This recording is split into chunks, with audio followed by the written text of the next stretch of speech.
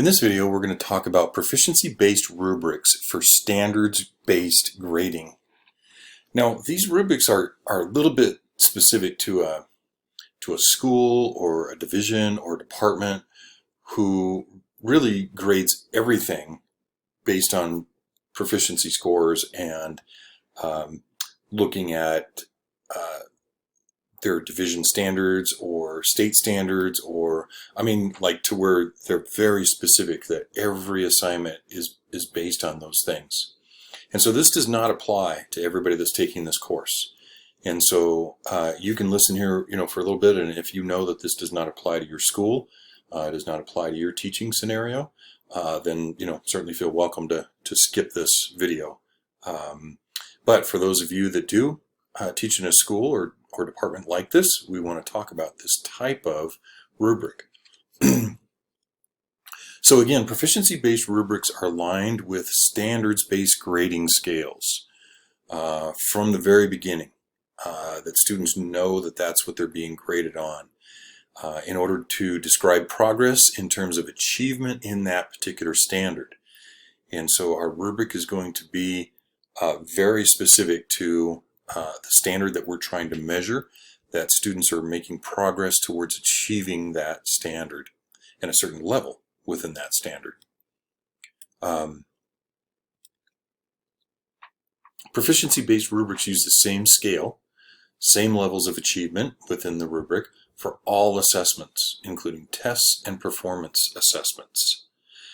And so you could have one rubric within it could be within a chapter topic, whatever that you're doing within your course to cover that particular standard, or it might be that the rubric is being used every time you do something throughout the time length of your course, throughout your semester or year, that has to do with that specific standard. And so these proficiency-based rubrics could be used in different timing in that way.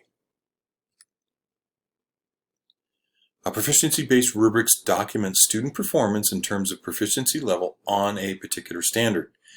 And so again, if you're trying to hit a certain Common Core standard or a certain standard within your department, then everything is measured based on that particular standard for every assignment a student does that has to do with that particular standard.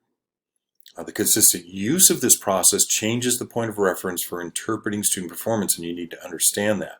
So as they progress on the scale, then you're going to interpret their performance in a little different way based on the rubric that you have. So let's get into this a little bit deeper here. Let's think of a typical number correct or percentage scale used to grade many tests. So think of your typical test that you give. Maybe the majority of your tests fit this scenario that we're going to talk about. And within that, when you score a student and give them a percentage based on that test content, the base of that percentage is a number that represents the test content, right? Not necessarily the standard directly. The test content has to be very directed to that standard, and if it's not, then we'll talk about that more as we progress here. So let's say the student scores 100% on one of your tests. If you're using a standards-based grading that we're talking about in this section, then the assumption would be that the student is advanced in their knowledge of the standard, right? Because they got 100%, that's an advanced score, and that the test measures the standard that we're talking about.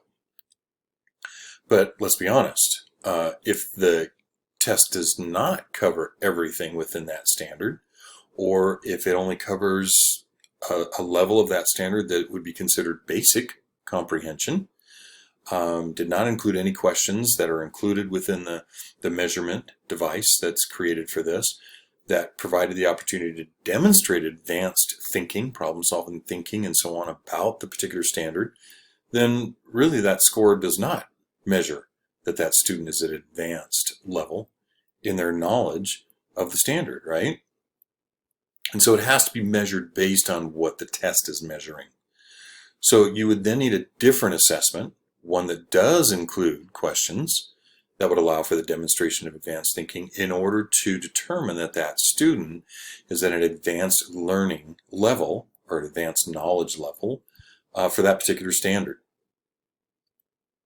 So how to create proficiency-based rubrics. There's 3 steps here. You need to design a general framework based on the number and names of proficiency levels in your school or district. That's probably going to be provided for you, unless you're like starting a whole new school or something along that line. But your district or school is probably going to provide that step for you. You're going to write general rubrics for each standard based on that framework. And that may have happened in the process of your curriculum mapping.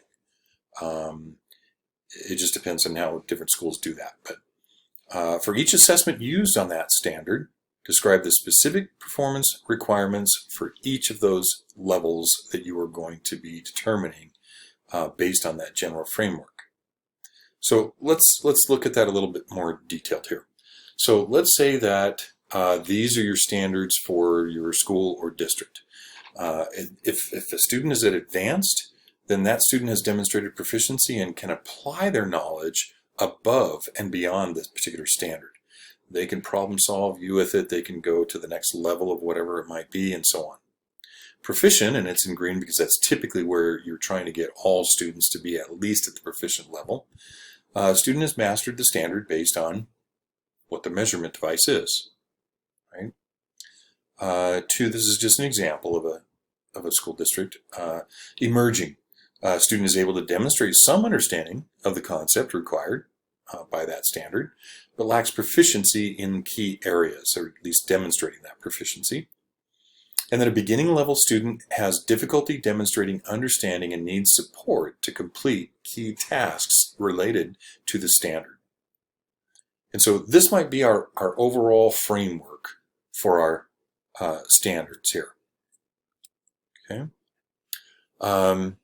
And so you want to identify the names of each of your standards and numbers.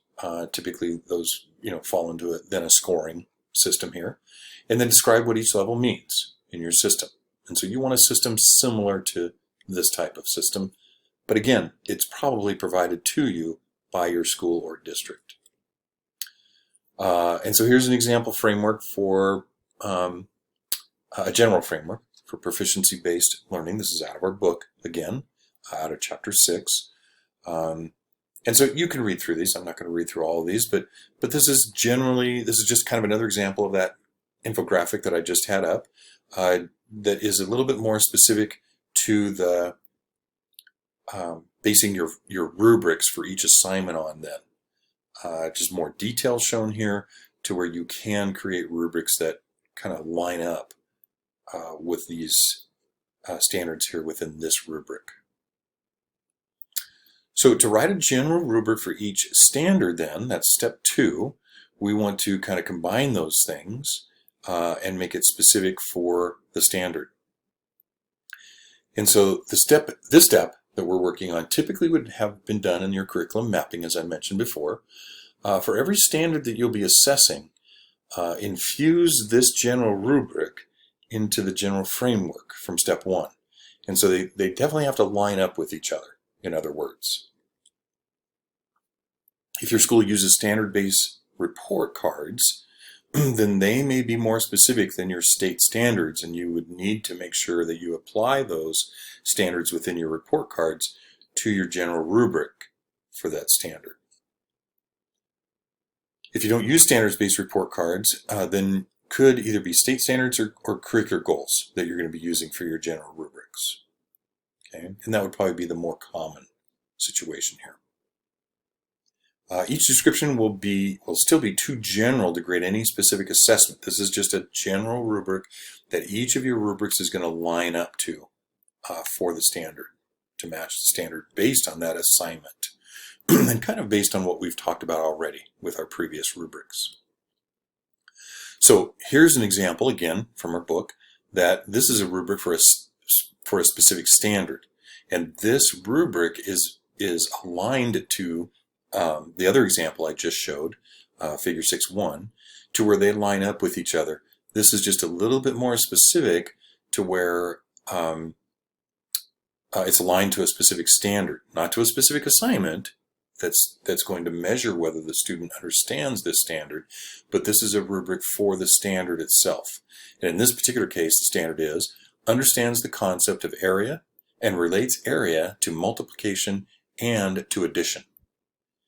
And so we have a rubric for that standard, and then based on this rubric, we want to design rubrics that have to do with specific assignments, trying to measure that standard then. Okay, so here we're going to describe the specific performance requirements for each assessment on a standard. For each assignment you're going to give your students that's hitting that particular standard, let's say. Then describe the specific performance requirements for each level in the corresponding general rubric that we just looked at. Understand the correlation between each of these rubrics and the general rubric. So you're going to have basically multiple like sub-rubrics underneath that general rubric for the standard. Realize that some of these rubrics, based on the assessment that you're giving, may not include the advanced level, because the goal is to build your students in proficiency. And so the very first assignment out of the gate, once you're working on a specific standard, probably isn't going to have anything advanced in it because they're not ready for that yet. And so just understand that each of your rubrics may not get there because that particular assignment doesn't target that level within the standard. And there are many more there are several more examples within Chapter 6 of your book if you use these types of standards-based rubrics. So in a formative assessment, using these types of rubrics, you would look at maybe for a younger age group, this might fit. They're below proficient. I still need help. And these rubrics can be used for self-assessment by students, or they are written to student level to where they understand why they're getting the score on a particular assignment that they are. And so if they're getting a 1, then they can essentially say to themselves, I still need help and support from my teacher to do the simpler parts of this standard. 2, I'm getting close to meeting the expectations, and I can do the simpler parts of the standard independently. 3 is what we're shooting for everybody. I meet the expectations described in the standard and can do them independently. And an advanced student is, I have a deep understanding of the standard and can demonstrate it in complex ways. And so this would kind of be a performance or proficiency-based rubric for lower grade students. And again, students can use it to track their own work and set goals for themselves to, move along this scale within their assignments as they progress. Again, based on that feedback that you provide to them. And so if you're in that process or in a scenario where you do use proficiency-based rubrics, hopefully this helped a little bit, but certainly the information within your book can help you try to devise those rubrics based on that kind of 3-step or 3-level scale that is required for those in order for everything to mesh and make sense.